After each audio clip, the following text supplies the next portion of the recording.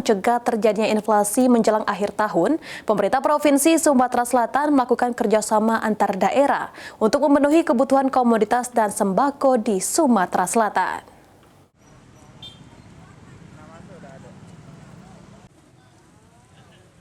Secara year on year, Sumatera Selatan terjadi inflasi sebesar 3,44%, sementara secara month to month mengalami peningkatan inflasi 0,27%.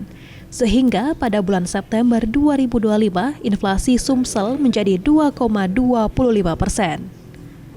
Kepala Biro Perekonomian Setda Provinsi Sumatera Selatan, Hengki Putrawan mengatakan, inflasi tersebut dipengaruhi oleh kenaikan harga emas, bawang merah, beras, dan tomat.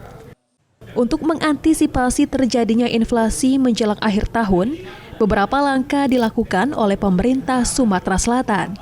Di antaranya melakukan gerakan pasar murah, operasi pasar hingga kerjasama antar daerah untuk memenuhi kebutuhan komoditas dan sembako di Sumatera Selatan. Jadi memang ini terutama kayak mungkin di bulan Desember ada Natal dan Tahun Baru.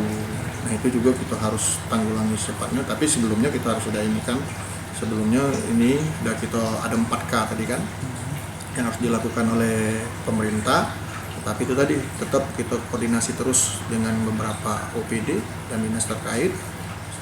Tadi sudah pasar, jadi kita nyingok juga jangan sampai ada kelangkaan. Selain itu, Hengki menghimbau masyarakat untuk belanja sesuai dengan kebutuhan agar tidak terjadi kelangkaan bahan pangan di pasaran yang akan berdampak pada kenaikan harga. Eki Saputra, PAL TV.